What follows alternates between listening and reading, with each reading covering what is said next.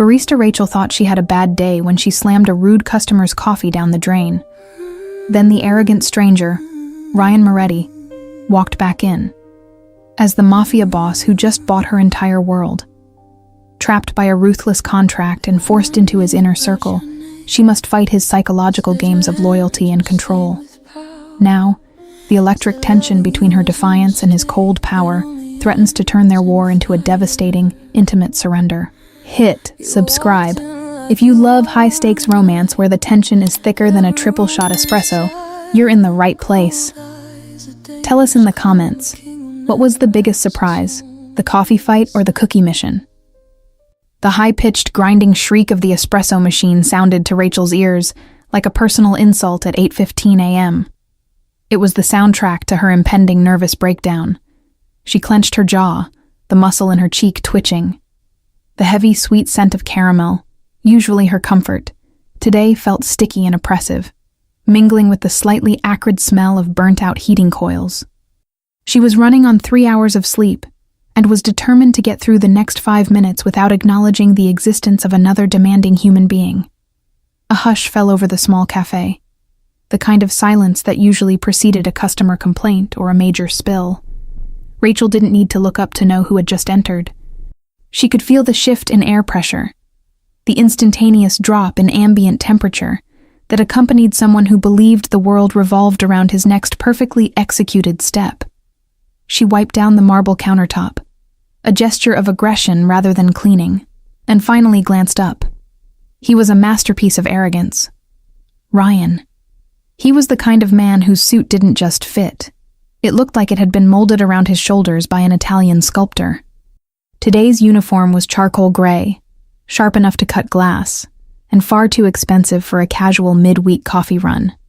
He wasn't looking at her, but rather at his phone, his head tilted slightly as if reviewing the stock market fluctuations of small European nations. He placed his order without making eye contact, the words precisely clipped, a list of demands masquerading as a coffee request. I need an extra hot, double-shot decaffeinated pour-over, served in a specific ceramic mug, the one with the matte finish, and the ice, if you use any, must be faceted, not chipped. The temperature should be exactly 150 degrees Fahrenheit. Do you comprehend the parameters? Rachel felt a wave of dizzying fatigue mixed with pure distilled rage. The audacity of this man, the absolute unadulterated hubris of making her job sound like a specialized NASA mission. A thought flashed through her mind, so violent and satisfying it made her heart skip. I should just pour this all down the drain and walk out. But then the reality of the rent payment, a physical weight, settled back into her chest. She took a deep, shaky breath, her hands steady only because she forced them to be. I comprehend, she stated flatly.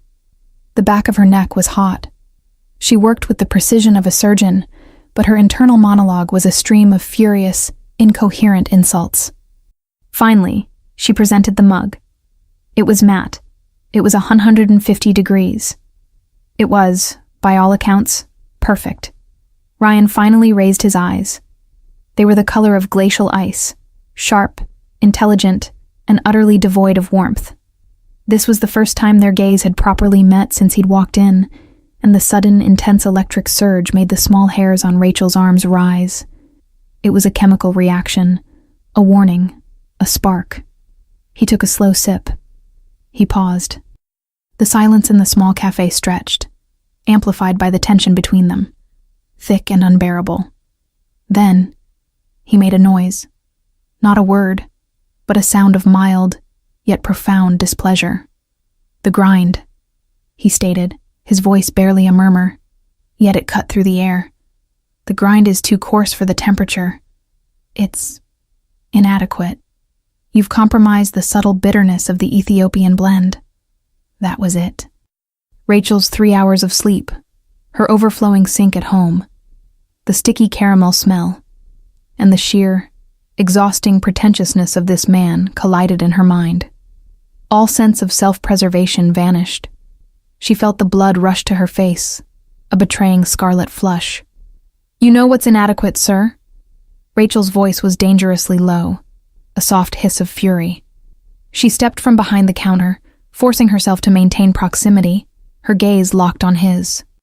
She fought the urge to ball her fists, instead keeping her hands open, palms facing him, a foolish gesture of peace before she ignited. This is a local cafe, not your personal science lab. If the biggest problem in your life right now is the coarseness of the grind, then you're not tasting coffee. You're tasting entitlement. Maybe your problem isn't the drink, but the fact that you're an insufferable, pretentious jerk who never waited for anything in his life. The audacity of her own words hung in the air, sweet and dizzying. Ryan's expression didn't change, but something shifted in his eyes. The glacial indifference melted just enough to reveal a sliver of something unexpected. Amusement. A cold, calculating amusement that was somehow more frightening than anger. Rachel, fueled by adrenaline, grabbed the mug from his hand. "Here," she said, her chest heaving slightly. She strode to the sink, lifted the mug high, and dumped the expensive, inadequate liquid down the drain with a triumphant, echoing clatter. "Enjoy your day," she finished, her voice shaking slightly now that the rush was fading, leaving her utterly exposed. Ryan watched the residue swirl down the stainless steel. His lips curved into a slow, deliberate smile, a subtle move that barely touched his eyes. It was the smile of a predator who had just spotted his prey doing something particularly foolish. He didn't say a word. He simply turned, his movements fluid and deadly efficient, and walked out the door, the heavy brass bell above the door jangling his exit like a death knell. Rachel stood there, panting, her skin clammy. The wave of retrospective panic hit her now, chilling her to the bone. I just called a man in a $5,000 suit a jerk and threw his coffee away. I am unemployed. I am so fired. She felt the distinct metallic taste of fear on her tongue. 15 minutes later, the panic was a dull ache. Rachel was mechanically wiping the same spot on the counter when the front door opened again. It wasn't the heavy brass bell this time. It was the sound of the back office door, the heavy oak one that led to the manager's office, and to the owner's private suite, being thrown open with authority. Mr. Henderson, the cafe's nervous and perpetually sweating owner, emerged first. His face was ghostly pale. "Rachel," he whispered, his voice cracking like dry wood. I need you to step into the office immediately." She dropped her rag. The sound it made hitting the floor was disproportionately loud in the sudden, deep quiet. Then, Ryan walked out of the manager's office behind Mr. Henderson. He was no longer just the rude customer. He stood there, leaning against the doorframe, his expensive suit perfectly pressed, his glacial eyes fixed solely on Rachel. Intense gaze, emotional chemistry, non-sexual physical proximity. He carried a sleek black leather-bound folder. He slowly lifted a hand, his gesture effortless, and placed it on Mr. Henderson's shoulder, guiding the man away from the desk. "That won't be necessary, Henderson." Ryan's voice was smooth, a low, dangerous rumble that echoed in the silence. He then looked directly at Rachel, his eyes boring into hers. The cold amusement was back, but now it was laced with something darker, something possessive. "Rachel, is it?" he asked, taking one slow, deliberate step toward the counter, closing the distance between them. He smiled again. Not a happy smile, but the smile of a man who had just taken possession of something valuable. "The inadequacy of the grind is now my problem to solve," he stated, his voice a promise and a threat. He tapped the leather folder.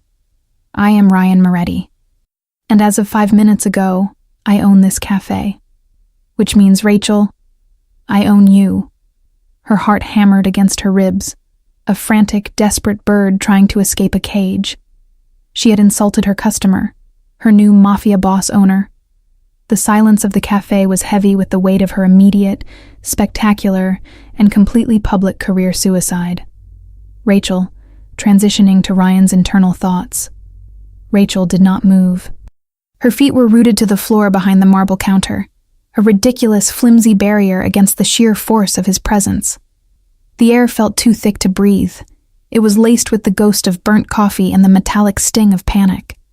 His gaze, that glacial, unnervingly intelligent gaze was not mere, "I own this cafe," which means Rachel, I own you. The words hung between them, a velvet-covered sledgehammer. Rachel's mind, usually a sharp, rapid-fire machine, sputtered and died. Own me? The term, delivered by a man with a suit that expensive and eyes that cold, carried an implication far beyond mere employment. She swallowed hard, the muscles in her throat clicking audibly. Her internal monologue finally screamed back to life. Focus, Rachel. He cannot own you. This is a business transaction. Remain professional. Retain dignity. Yet, the thought tasted like dust in her mouth. She forced her shoulders back, attempting to reclaim the dignity that had fled when she'd slammed his espresso down the sink. I believe you mean that you own the business, Mr. Moretti, she corrected, her voice brittle but thankfully steady.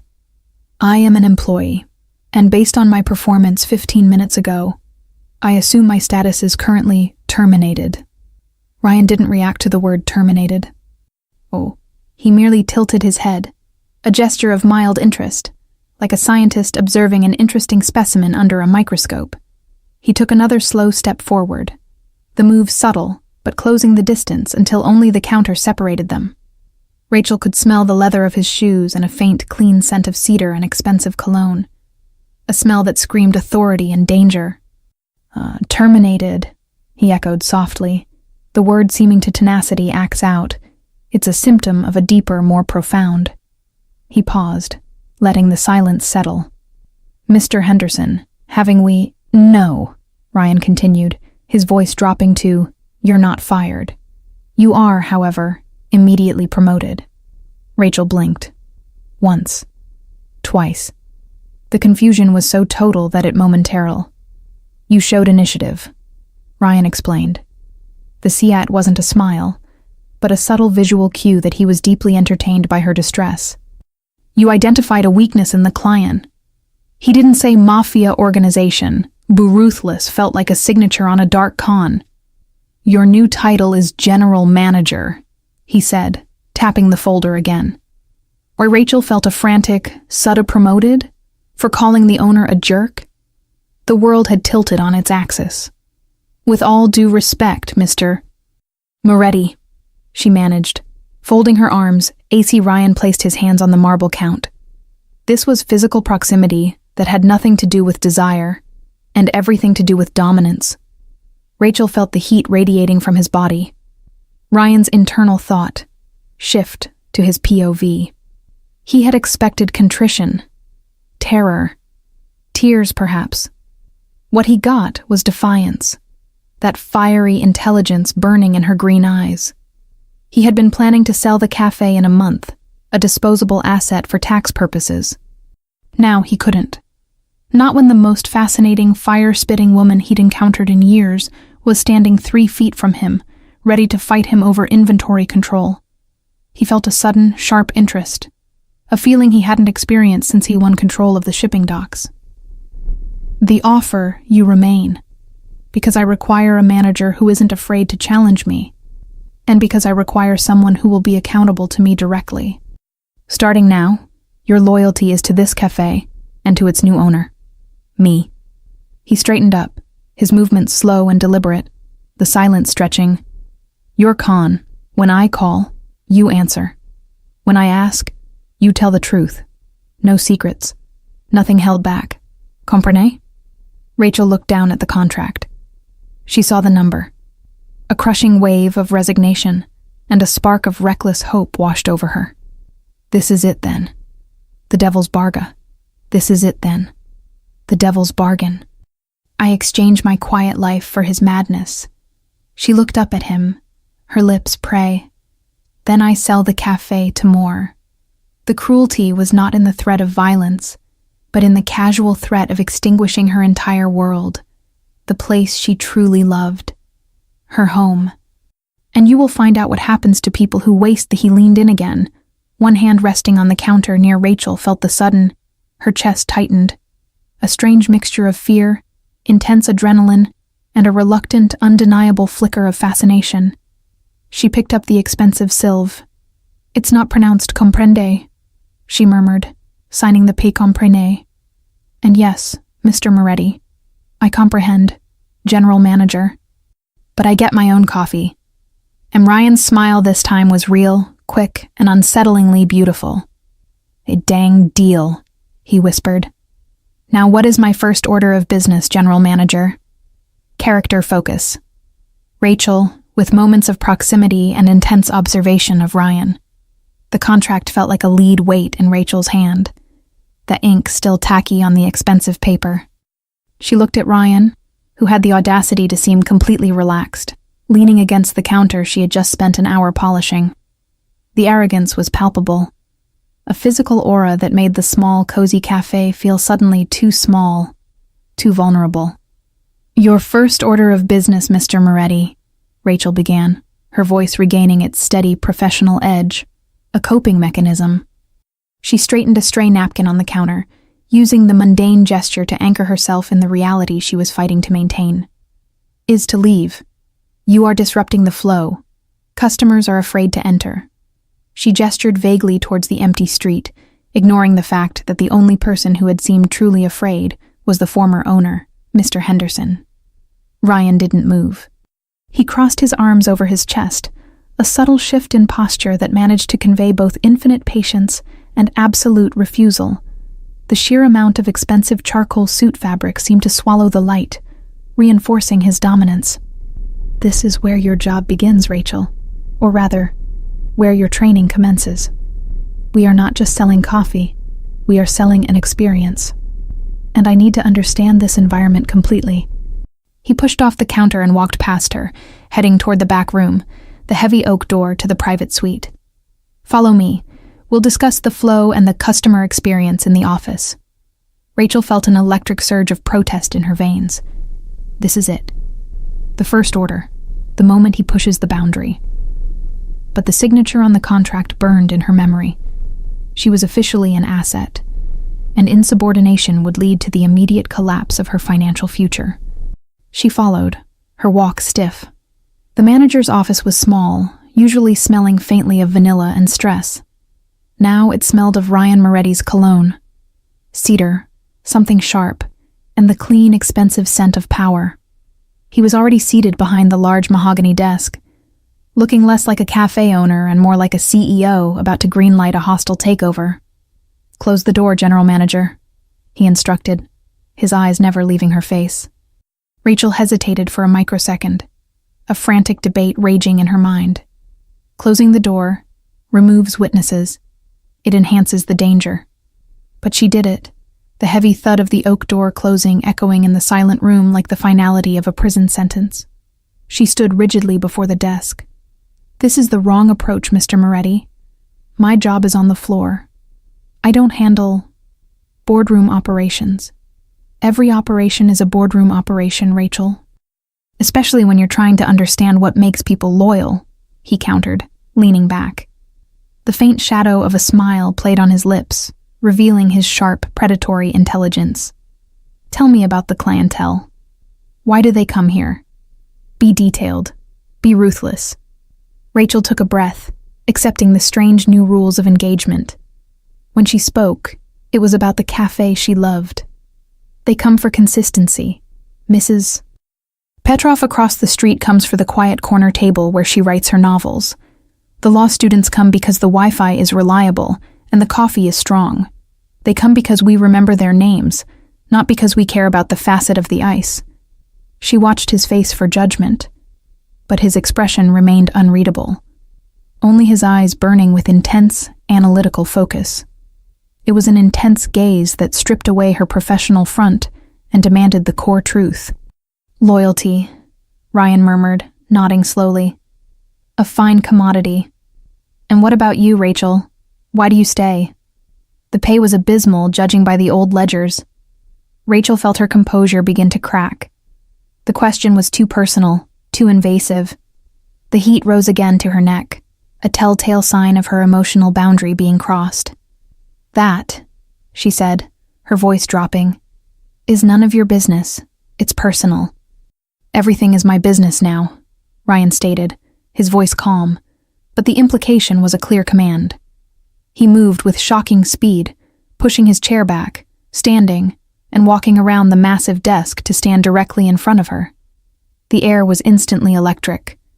The proximity was deliberate, a silent reassertion of his power, a test of her resolve. Rachel found herself looking up at him, close enough to see the tiny, fine lines around his sharp eyes. She could feel the warmth of his suit and was overwhelmingly aware of the vast difference in their social and literal stature. No secrets, Rachel. That was the rule. Your motive is my leverage. The more I understand your weaknesses, the better I can ensure your loyalty. Why this cafe? Rachel refused to look away.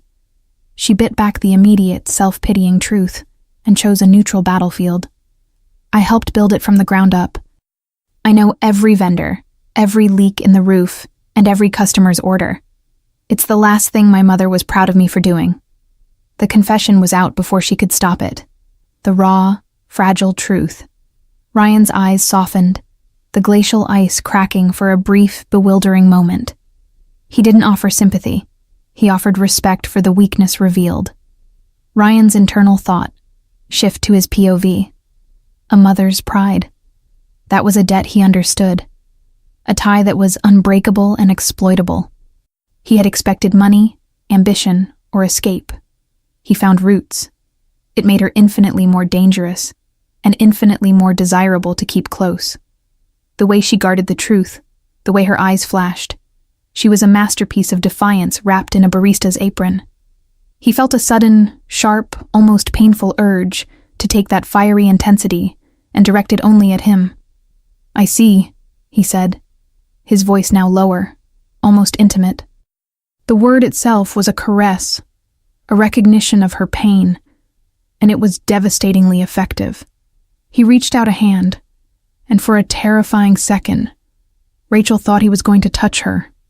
Instead, he simply rested his hand flat on the cool, dark wood of the desk, just inches from her arm. The consistency and the loyalty remain. The cafe will continue to run exactly as you designed it. You have full autonomy on operations. But I have one non-negotiable amendment. He paused, the silence heavy, forcing her to lean in, to anticipate. The tension between them was a thick, visible cord, vibrating with the unspoken drama of their new relationship. When I am here, he continued, his voice a low, gravelly promise, you will address me directly. You will look at me, and you will personally make my coffee. Faceted ice be damned. You will make it the way you like it. I need to understand your taste, Rachel. It is the only way I will understand your operation. Rachel stared at him. It was a bizarre order.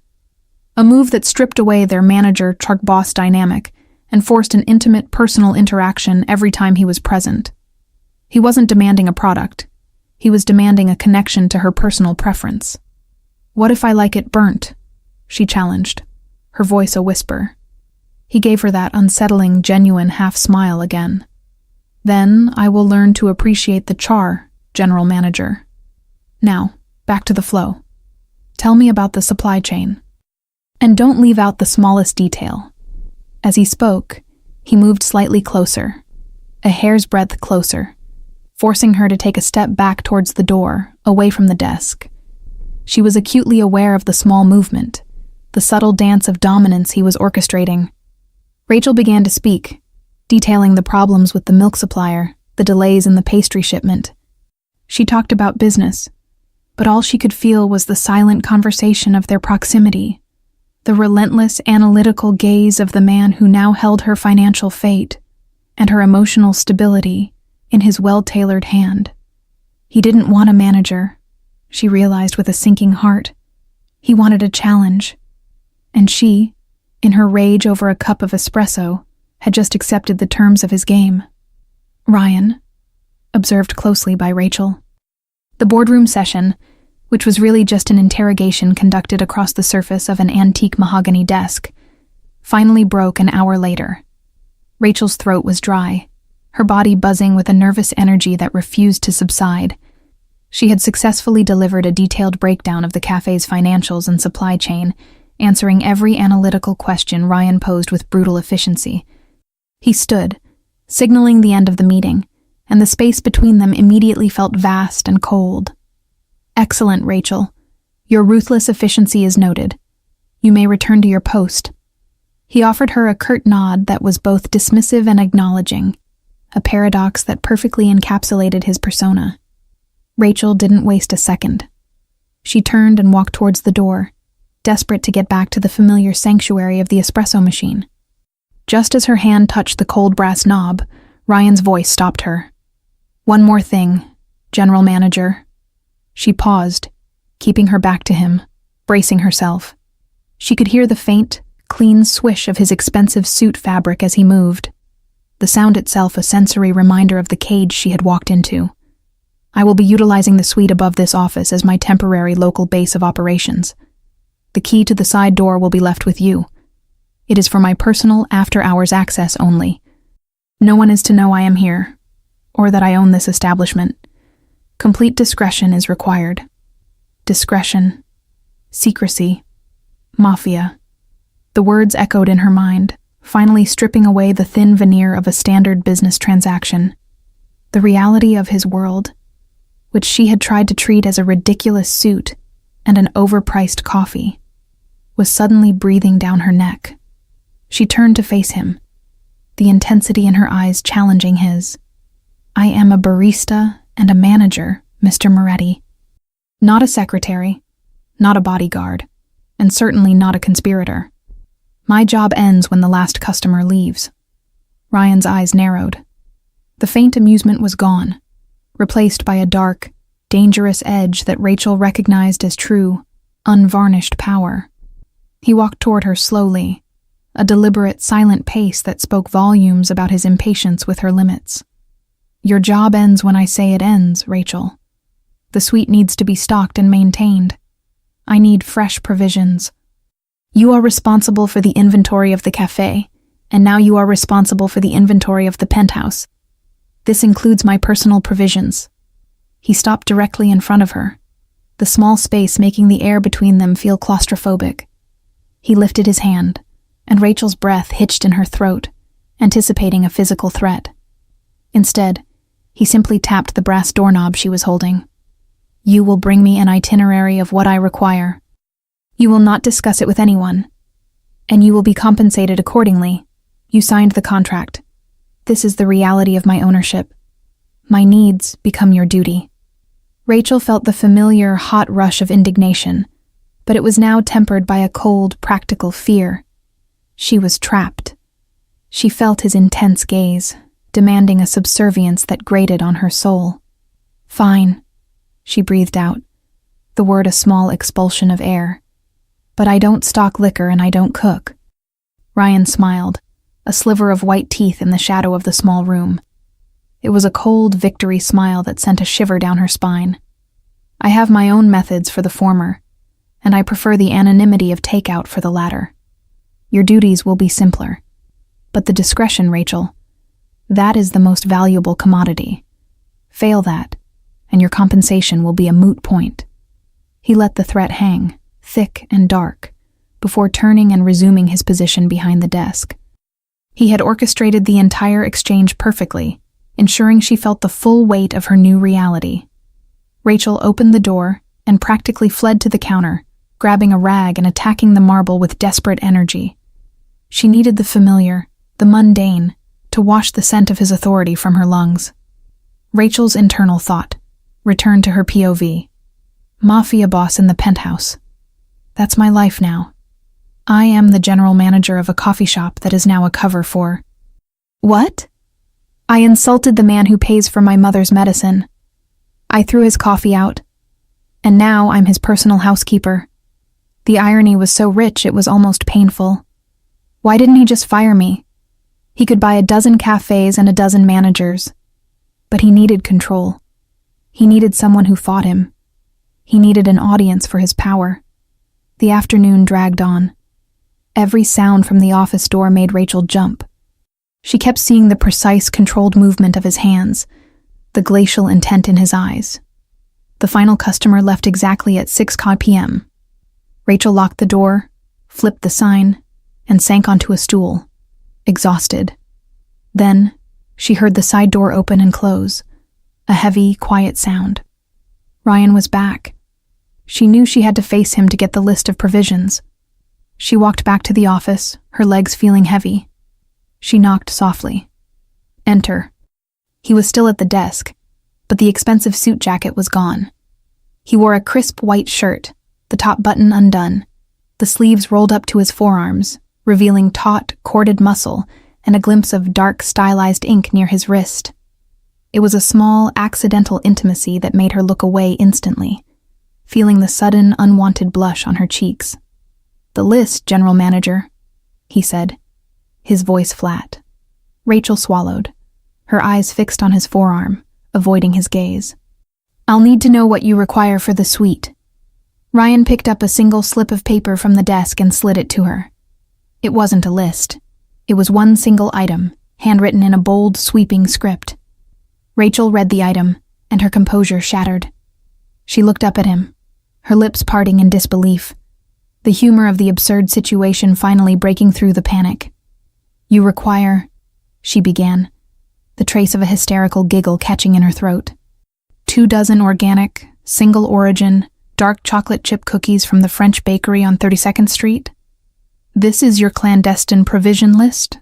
Cookies?" Ryan stared at her, the dark look back in his eyes.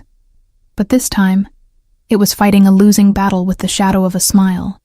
"I have a deep appreciation for the finer details, Rachel, and I require a consistent quality of confectionery in my temporary domicile. And, General Manager, I require your presence to ensure the consistency of the delivery." He paused, the look in his eyes intense, the challenge unmistakable. "You insulted me over the quality of a beverage. You will now redeem yourself over the quality of a chocolate chip cookie, and you will deliver them to the penthouse yourself." Rachel let out the laugh she had been fighting, a sharp, quick, disbelieving sound. It was the acknowledgement of the ridiculous, the sheer, utter comedy of a mafia boss using a high-level manager to procure gourmet cookies. She picked up the paper. The single word, cookies, a ridiculous item in the terrifying new world she inhabited. "Understood, Mr. Moretti," she managed, the humor giving her a false sense of control.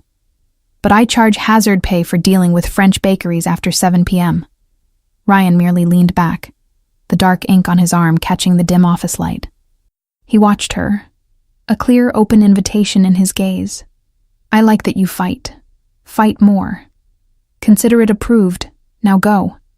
And don't spill the tea," he said, the last words delivered with a sudden, unnerving seriousness that reminded her exactly who he was.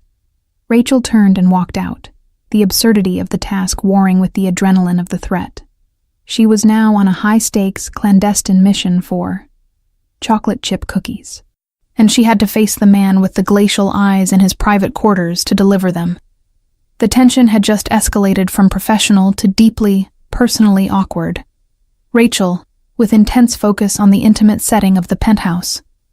Rachel's old sedan smelled like stale coffee and the faint metallic tang of panic. She drove across town, the single slip of paper with the word cookies mocking her from the passenger seat. This wasn't a mission. It was a bizarre form of hazing, a power play designed to keep her off balance.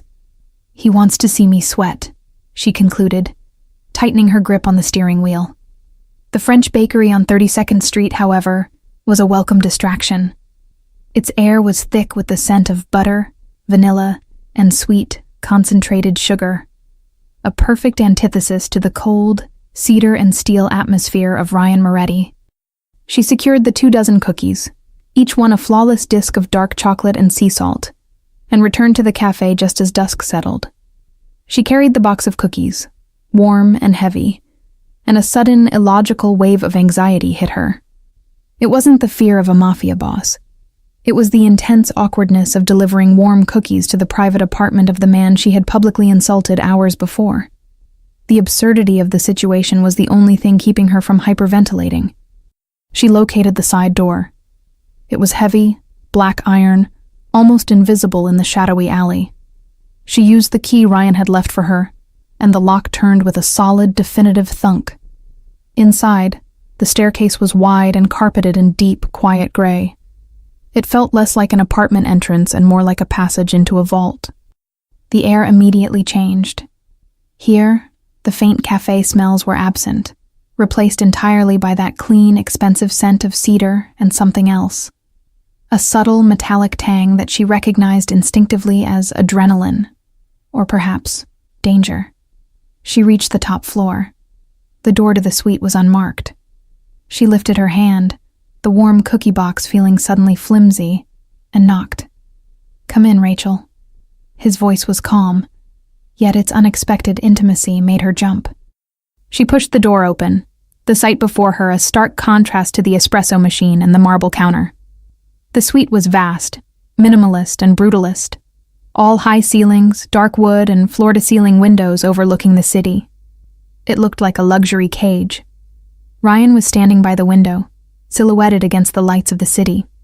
He still wore the white shirt, the sleeves still rolled, but he was holding a glass of something amber and expensive. "Took you long enough," he murmured, not turning around. Rachel walked into the room, placing the warm cookie box on a sleek black granite countertop that seemed entirely too cold for food preparation. Her intense gaze immediately fixed on his back, the broad, controlled stance, the slight shift of the muscles beneath the crisp white cotton.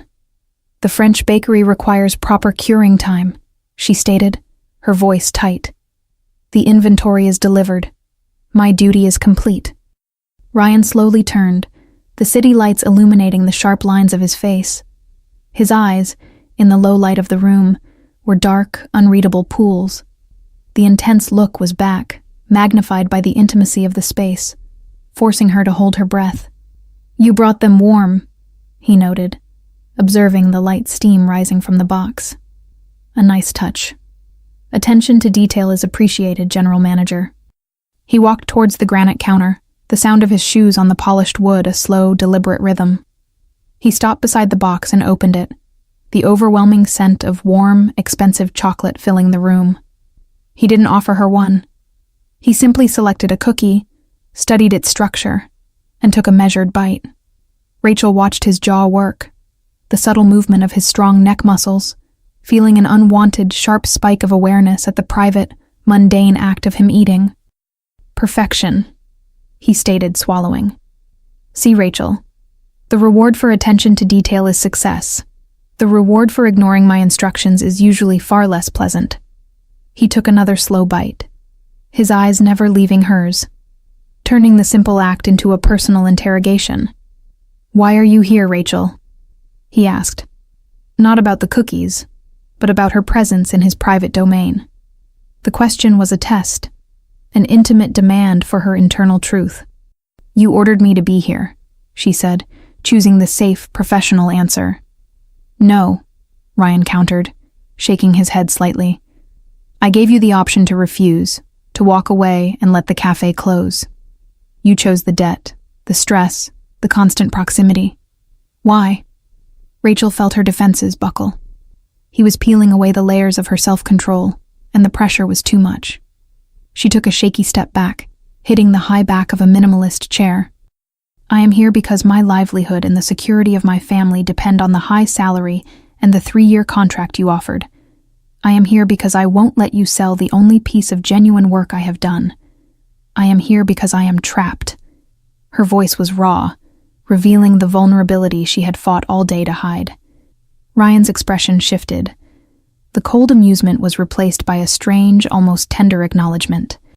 He finished the cookie, the only sound the faint, dry crunch of the dark chocolate. "Trapped," he repeated, the word an intimate echo. He wiped his hands on a napkin, then walked around the counter. He stopped, placing his body between her and the window, blocking the city lights, and making him the single, overwhelming focus of the room. The proximity was intense, a silent conversation between their bodies that defied the professional distance she was trying to maintain. "You don't look trapped, Rachel," he murmured, his voice low. "You look like a fire waiting for the right kindling. And you look like the first person in this city who wasn't immediately afraid of me." He lifted his hand again, and this time, there was no hesitation. His index finger moved, not to touch her face, but to gently push a stray strand of hair behind her ear. The touch was electric, feather-light, and entirely non-sexual, yet it sent a devastating hot shiver through her body. "I don't keep things I don't need," he whispered, his eyes locked on hers. "I need you, General Manager. Now get some sleep. The bakery opens early."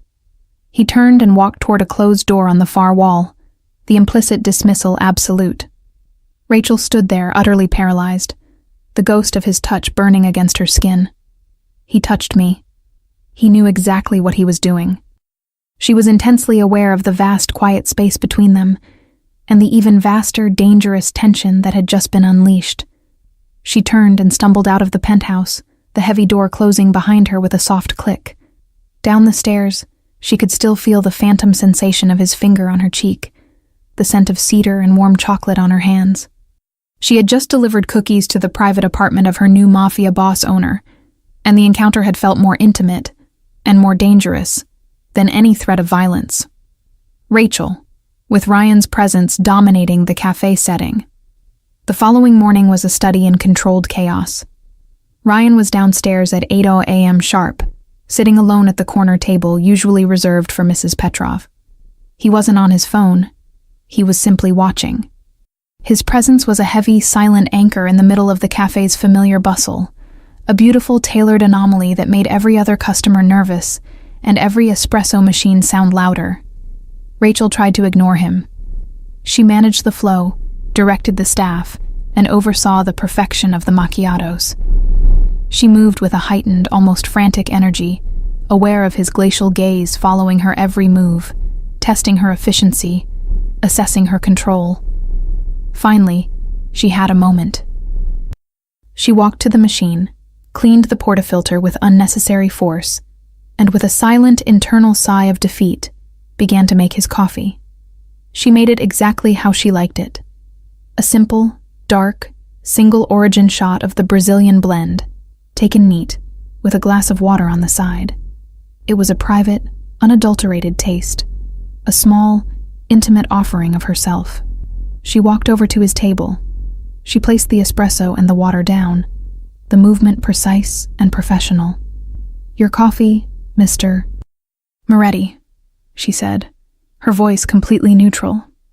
Ryan didn't immediately reach for the cup.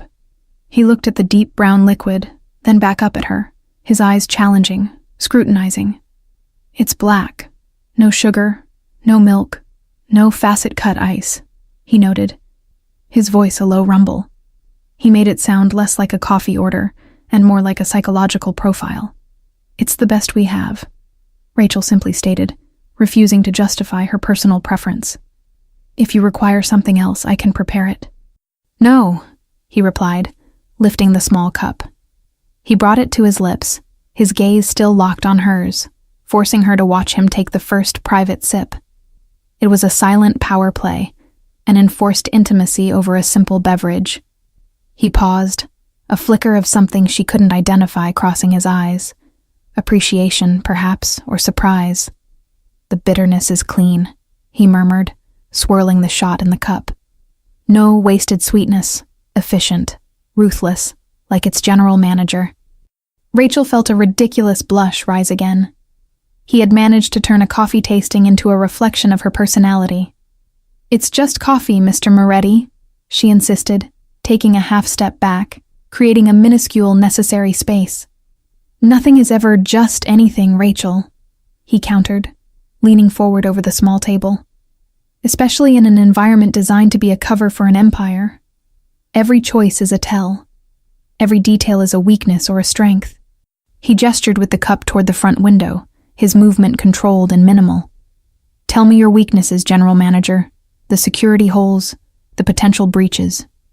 The sudden shift back to the professional, the dark, true professional, was jarring. Rachel's mind immediately focused, pushing aside the tension from the penthouse. "The back alley door," she said instantly, lowering her voice, adopting the tone of conspirators. "It's old, the latch is flimsy. The alarm system only covers the front. If someone wanted access to the stairwell to the suite, after hours, the back door is the vulnerability." Ryan's glacial eyes seemed to lighten with approval. He took another sip of the dark espresso. Excellent. Action plan? I've ordered a reinforced steel plate and a new double-bolt deadbolt. It arrives next week. I just needed the authorization for the expense, she finished, the last bit a subtle challenge. Ryan pulled out his wallet, a sleek black leather object that screamed untraceable funds, and placed a thick wad of cash, far more than the expense, on the table. Consider it authorized. I want the door replaced, not just reinforced. Today, find someone, whatever the cost. And Rachel? He paused, his gaze intensifying, searching her face. You handle the transaction. Cash only. No paper trail. You are now my firewall general manager. I need to trust your hands are clean. Rachel looked at the cash, the reality of his world. The shadow of the mafia, heavy on the small table. Cash transactions. Secrecy. The non-negotiable reality of her new, dangerous partnership. She slowly reached out, her fingers brushing the cool, crisp paper of the bills. The brief, almost accidental proximity of their hands across the wood sent a jolt of unwanted electricity through her. It was a fleeting moment, a shared secret touch over an illicit transaction, but it was charged with chemistry. She snatched the money. Understood. The new door will be in place before closing. Now, if you'll excuse me, I need to serve the customers who actually pay for the coffee. Ryan merely watched her, taking a slow, appreciative sip of the espresso. His eyes seemed to follow her as she walked away, an unspoken acknowledgement of her skill, her defiance, and her terrifyingly compromised new role. Later that afternoon, Rachel was in the alley, overseeing the silent, efficient installation of the new steel door. The worker, a massive man with hands like shovels, had accepted the cash without a question. As he bolted the final frame, the sound of the metal securing filled the alley, a powerful final sound. Rachel stepped back, examining her handiwork. The old vulnerability was gone, replaced by a solid, silent steel wall. She felt a presence behind her. Ryan. He had descended the stairs silently, his hands tucked into his trouser pockets, the suit looking incongruous in the gritty alley. He observed the door, then turned his gaze back to Rachel. His eyes were bright, almost satisfied, as if the steel door was not just a security upgrade, but a symbol of the control he had just solidified over his new territory, and over her. Effective, he murmured, and quick. Good work, General Manager. He took another step closer, placing them side by side in the confined space of the alley. The atmosphere was suddenly thick with their proximity. You handle the pressure well, Rachel, he whispered, his voice low. I wonder how you handle the rewards.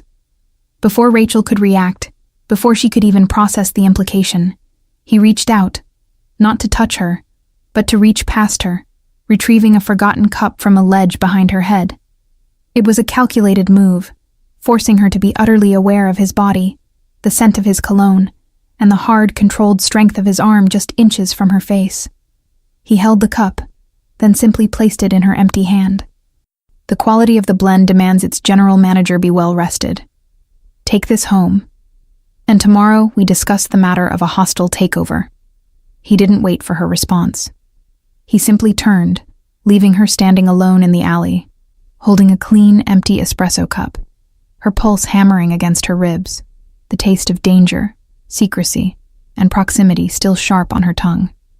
Character focus. Ryan, with Rachel's internal turmoil as the core conflict. Rachel didn't sleep well. The image of the steel door and the clean, silent strength of Ryan's arm reaching past her kept repeating in her mind, a dizzying loop of adrenaline and unwanted awareness.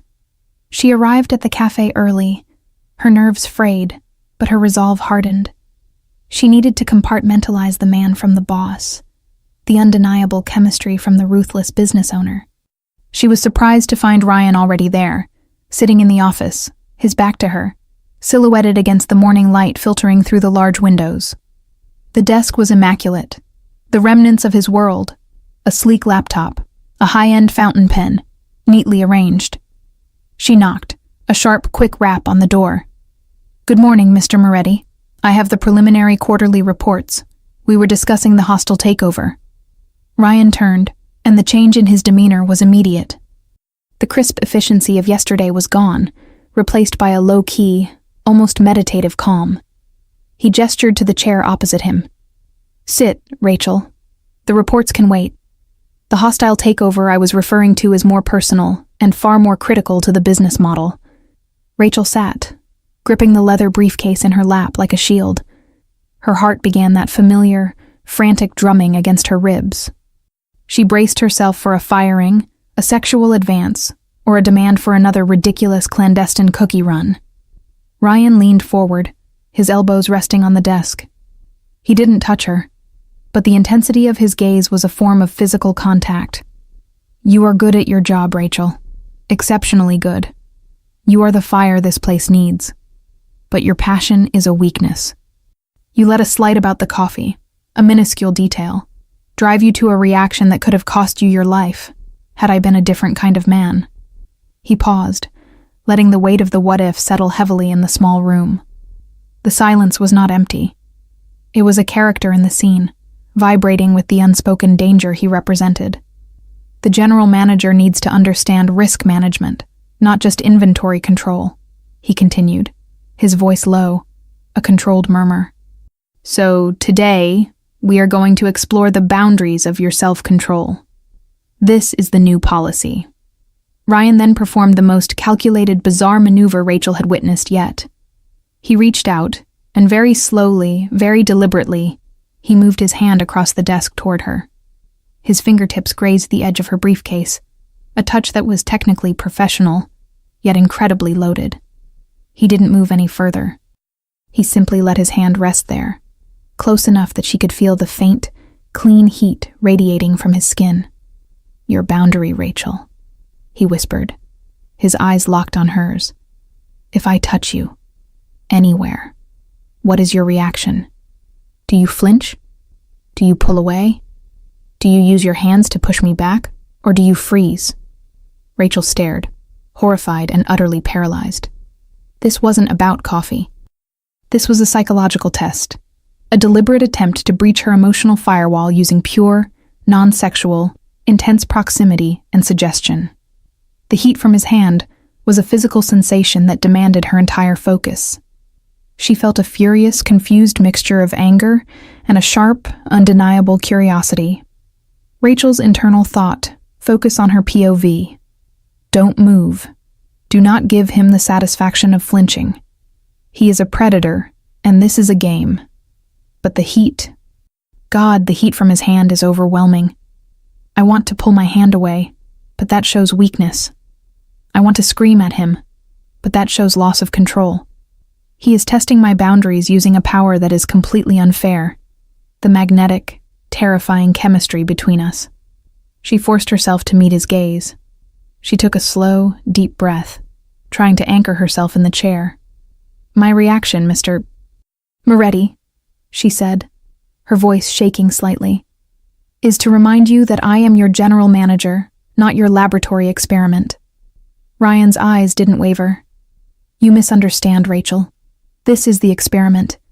You are now the general manager of a hostile operation. Your ability to maintain control under duress, under personal, intense duress, is the only thing that will keep your family safe and this cafe open. I am teaching you to anticipate the breach." He held the proximity for another excruciating 10 seconds, until the air in the room felt thick and suffocating. Then slowly, just as deliberately as he started, he withdrew his hand. The sudden absence of his heat was a shock, leaving her skin tingling and cold. "Now," he said, the dangerous experiment over, his voice returning to a businesslike tone. "Tell me about the matter of the hostile takeover of the new delivery routes. Start with the one near the docks. I want every detail." Rachel's mind was racing, her pulse still erratic, but she forced herself to focus on the report. She spoke about the routes, the costs, the legal loopholes. She performed perfectly, but beneath her professional facade, the psychological impact of the test lingered. Ryan watched her, his expression unreadable, but the subtle shadow of a smile indicated his satisfaction. He had proven his point. Her body and her emotions were no longer entirely her own, at least not when he was near. An hour later, the business discussion was genuinely productive. Rachel found herself arguing logistics with him, their minds matching in a fierce intellectual duel that was surprisingly exhilarating. "You're making a mistake on the cold storage, Moretti," she pressed, leaning forward in spite of herself. "You're overestimating the spoilage rate. You need a variable approach. And you are underestimating the risk of a leak," he countered, his eyes flashing with the thrill of the debate. In this city, the risk is always the highest estimate. The argument was sharp, intense, and utterly free of personal context. Yet the shared mental focus felt more intimate than the hand test had been. Finally, he closed the folder. He looked at her, his eyes warm with a strange, dark respect. "You have a formidable mind, Rachel. It's a waste in a coffee shop. It's a necessary weapon for managing a hostile owner," she countered, standing up quickly. Ryan stood as well, once again closing the space between them as she reached the door. The proximity was now a conscious, unspoken language between them. "Perhaps," he murmured. He didn't touch her this time, but he leaned in, his clean, cedar-scented breath ghosting across her ear. "But I enjoy the way your mind argues with me, General Manager. And I find myself looking forward to our private board meetings." He stepped back, his eyes demanding she retreat. Rachel walked out, her whole body buzzing, her mind echoing the words. Private board meetings. The hostile takeover was underway, and it was targeting not the business, but the very fortress of her self-control. Rachel, with Ryan maintaining calculated distance. The psychological warfare of the morning left Rachel feeling raw and hyper-vigilant. She spent the rest of the day in a blur of forced normalcy, pouring lattes and managing inventory, her mind constantly replaying the moment Ryan had held his hand a breath away from hers. She felt violated, yet oddly energized. The fight was now personal, a duel of wills she refused to lose. Ryan, meanwhile, maintained a calculated distance. He worked silently in the penthouse suite, and when he did descend to the office, the back door was already secured. He was a shadow in the background, a silent, powerful force that exerted control through sheer absence. That evening, Rachel was finishing the books, the only sound the gentle click of her keyboard. She was alone, the café locked tight. She heard the soft thud of the back steel door, a sound she now recognized as his unique entrance. A moment later, Ryan walked in, no longer in the charcoal suit, but in a simple dark cashmere sweater and trousers. The change in attire didn't diminish his power. It made him seem more dangerous, less armored. He looked like a man who was ready to relax, or perhaps ready to initiate something private and serious. He walked over to the counter and leaned against it, observing her work with a detached interest. He didn't ask about the profits. He asked about her. "You skipped lunch," he observed, his voice low. "The general manager of my enterprise should be optimizing her own resources. That's a breach of protocol." Rachel sighed, pushing her hands through her hair. The simple act of being seen by him was exhausting. "I was running the reports, and optimizing my resources involved avoiding a break that would lead to further psychological profiling, Mr. Moretti." A slow, genuine smile spread across his face, one that actually reached his glacial eyes. It was a flash of genuine, disarming humor that made her heart skip a complicated beat. "Touché, Rachel. I concede the point. But the price of my psychological profiling is now a mandatory dinner break. With me." Rachel's head snapped up. "No, absolutely not. That violates the professional boundaries we have." "The boundaries I set," Ryan interrupted calmly, "and the boundaries I change. You need to eat. I need to observe how my general manager operates in a non-work environment. It's strictly reconnaissance, Rachel. And it's an order." He didn't wait for her refusal. He simply straightened up, his movements fluid. "There's a small Italian place on 14th Street. They're discreet. No one will bother us." Rachel felt the familiar trap closing. She knew that arguing would only escalate the tension and give him more material for his experiment. She hated the lack of control, but she needed to maintain the appearance of professionalism. "Fine," she clipped out, slamming the laptop shut. "But I pay for my own meal, and we discuss inventory control, not my personal life." "Agreed," Ryan said easily, holding the back door open for her. "We will discuss the price of loyalty, Rachel, and I assure you, it pertains directly to inventory." The Italian place was indeed discreet. It was dark, smelled of garlic and aged wood, and they were seated in a secluded corner booth. The proximity was unavoidable, the heavy tension from the café now amplified by the soft, intimate lighting. They talked business for the first 10 minutes, logistics, supply chains, the new security features of the steel door. Rachel felt comfortable in this intellectual duel, her mind sharp and engaged. Then, Ryan cut through her analysis of the espresso bean futures. "You said your mother was proud of you for the café," he stated, his voice quiet, moving the conversation across the professional line. He watched her closely, his gaze intense in the candlelight, demanding the truth. Rachel froze, the pasta on her fork suddenly feeling heavy. She felt the heat rising in her chest, the familiar, painful tightening of her vulnerability being exposed. "We agreed to discuss inventory," she managed, her voice tight. "And loyalty is the most expensive inventory I hold," Ryan countered, his gaze unflinching. "Your mother. You are here because of a significant debt. That's the truth, isn't it? The salary I offered is not a reward for your competence. It's a lifeline for her survival." Rachel dropped her fork onto the plate with a loud, tiny clatter. She felt an overwhelming rush of fury and humiliation. He hadn't just calculated her value, he had calculated her pain. "You ran a background check on me," she whispered, her voice laced with betrayal. "I run a background check on everyone who holds a key to my home, Rachel," he corrected, his expression softening slightly. Not in apology, but in justification. Especially the ones who show a tendency toward unpredictable public aggression. He paused, leaning back, the dark sweater making him seem like an imposing shadow in the corner of the booth. "Tell me what you need, Rachel. Not for the café. For your mother. Money is a resource I have in abundance. Let's discuss the price of your loyalty to her, and what you are willing to do for it." Rachel looked at him, the candlelight reflecting in his dark eyes. He was offering her a devil's bargain, complete financial freedom in exchange for her soul, her secrecy, and her proximity. Her internal thought was a frantic, desperate whisper. He is the very definition of a man who takes everything he touches. I cannot let him take this. But I need this for her. The conflict was tearing her apart. She lifted her glass of water, took a slow, deliberate sip, and set the glass down with a steady hand. She met his gaze, the fear replaced by a cold, calculating resolve that matched his own. I need a clean slate for her, not a loan, not a favor. A clean slate, paid in full, she stated, her voice steady and firm. And what I am willing to do for it, Mr. Moretti, is exactly what is written on the contract.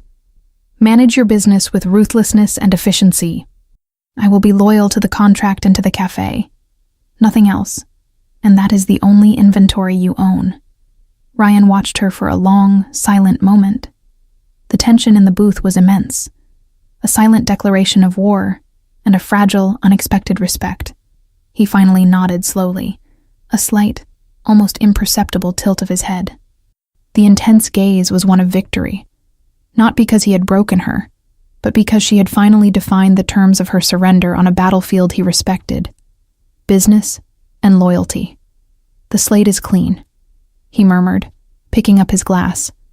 Welcome to the family, General Manager. Now, eat your pasta. We have a lot of work to do. Ryan, with Rachel observing his personal space. The intensity of the dinner, the calculated exposure of her financial pain, left Rachel exhausted, but strangely free. Ryan had honored her boundary, accepting the contract and the cafe as the limit of his ownership. The next few days settled into a precarious routine of high stakes, covert management. Ryan was a demanding, relentless owner.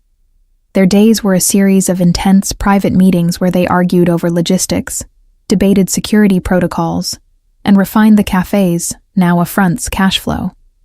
The intellectual duel was now the main course, and Rachel found a dark, thrilling satisfaction in holding her own against a man whose mind was as sharp and dangerous as a hidden blade.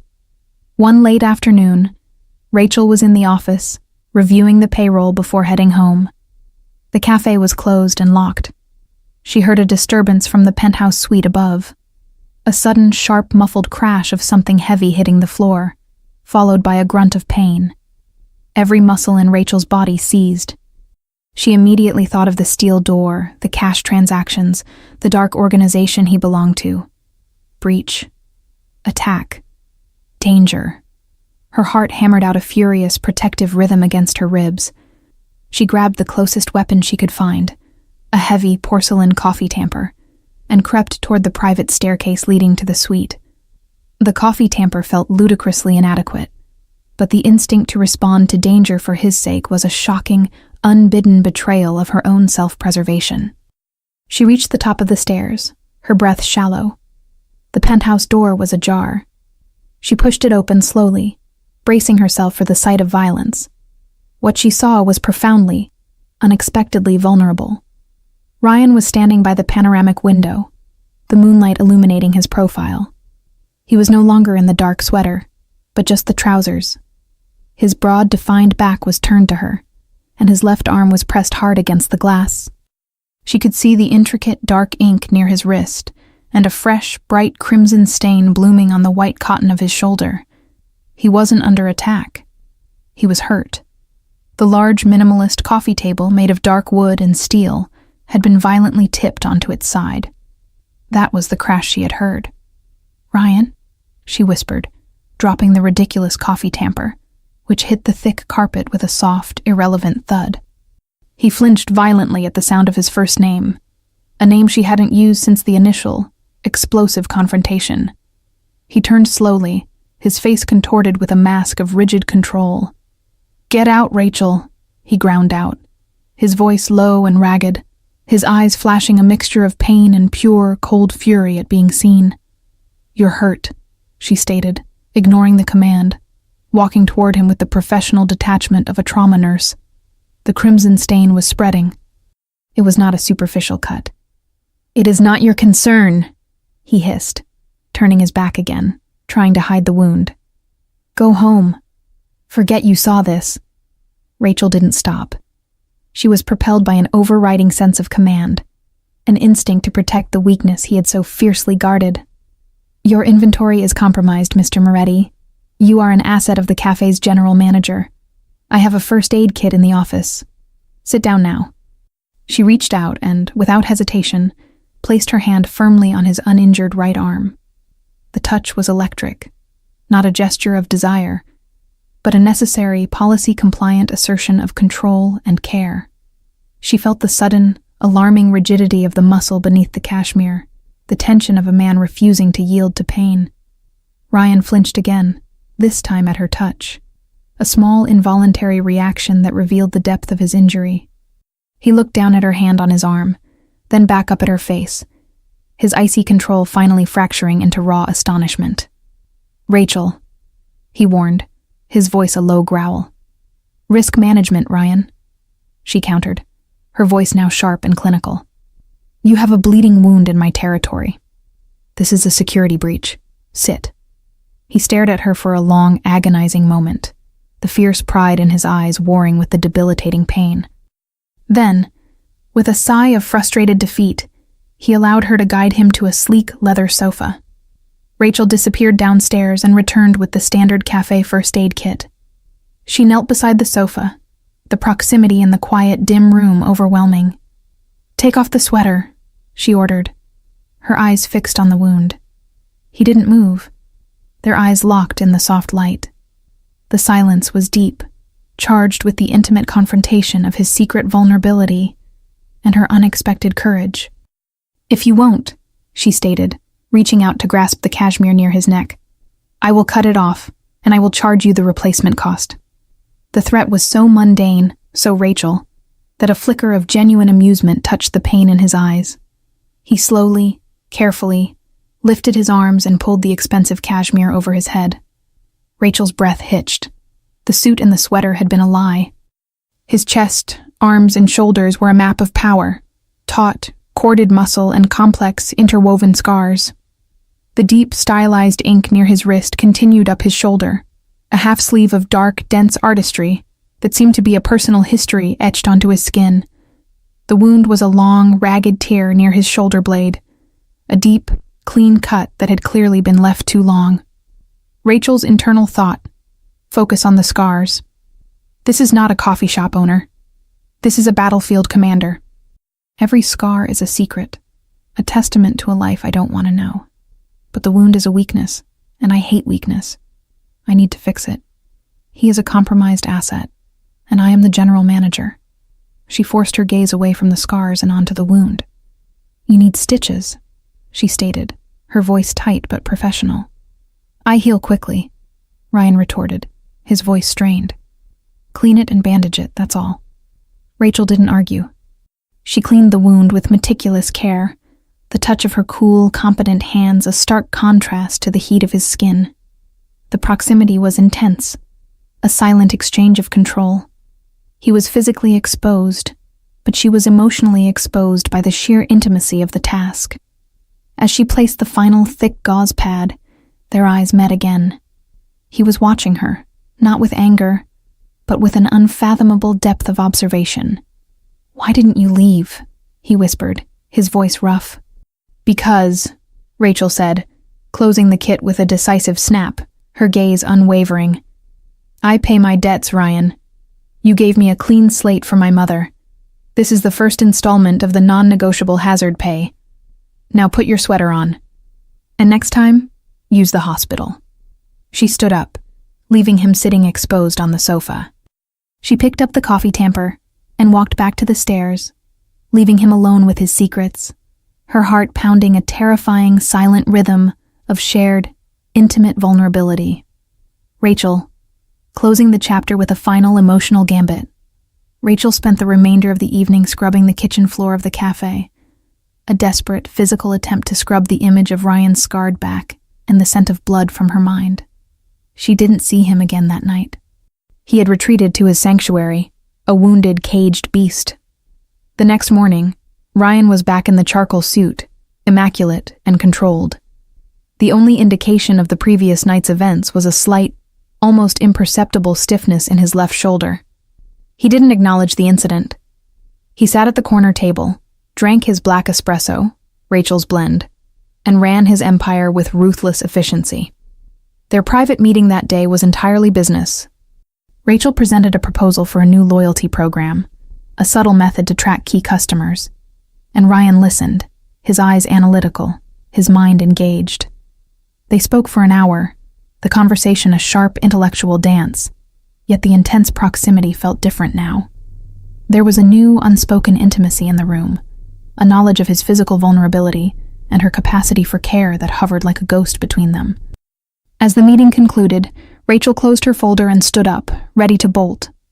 One final matter, General Manager, Ryan said, his voice flat. He reached into his pocket and placed a small silver item on the desk. It was a large, ornate key, not the key to the side door, but one with a heavy, antique design. What is this? Rachel asked, refusing to touch it. A key to my private collection, Ryan stated, his gaze fixed on her. You are now responsible for the full inventory of the suite, including the wine cellar, the humidor, and the library. It requires access. Rachel felt her pulse quicken. This was a massive escalation of trust, or a deliberate high-stakes trap. He was giving her access to the hidden, vulnerable core of his operation. You're giving me full access to your private quarters? She asked, her voice incredulous. After I just saw you bleeding and refused to call a doctor. That's not risk management, Mr. Moretti. That's insanity. Ryan leaned back, a flicker of that dark amusement returning to his eyes. He was testing her again, demanding to see how she reacted to unearned trust. You showed competence and discretion under duress, Rachel. You treated a compromised asset efficiently, and you demanded only payment of the contract, not additional blackmail.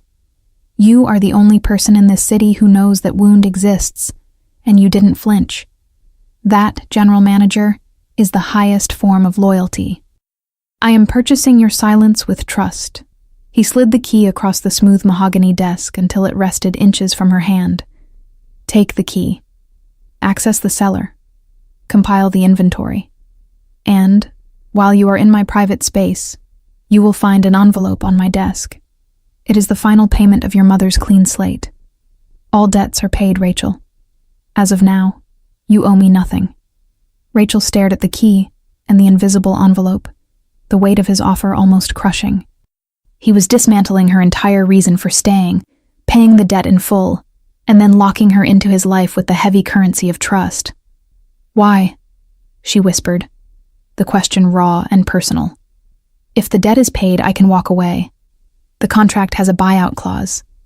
Because I require a manager who has no external leverage, Ryan replied, his voice firm. You are now only tethered by your choice.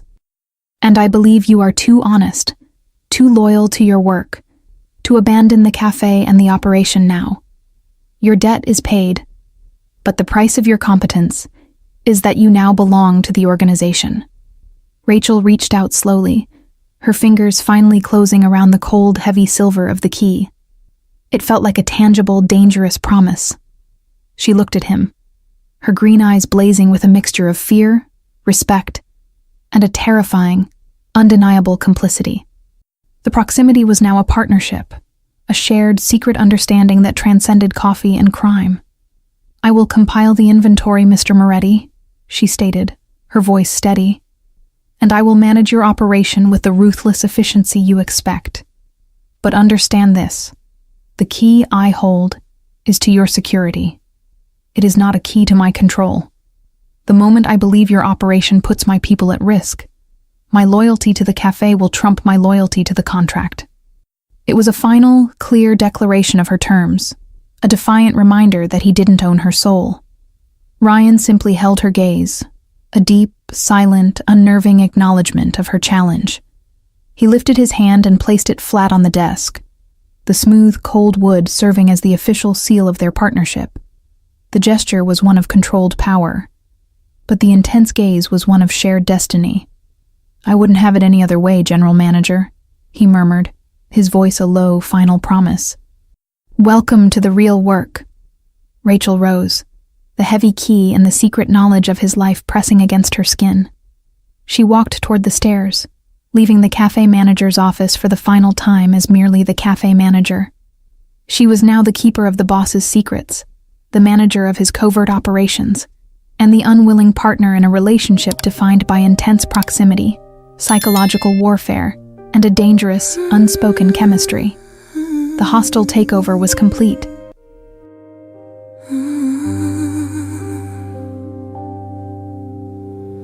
They warned me about your name, said your hands were stained with power, said loving you was a mistake that only ends in fire. You walked in like you owned the night, every room went silent, cold eyes, a dangerous calm, a king who never asks, only decides. I should've run when you looked at me, but fear forgot my name, because in your shadow I felt safer than in the light. Love me like a secret oath, sworn behind locked doors. If the world turns against us, I'll still be yours. Touch me like you'd burn the city, just to keep me safe.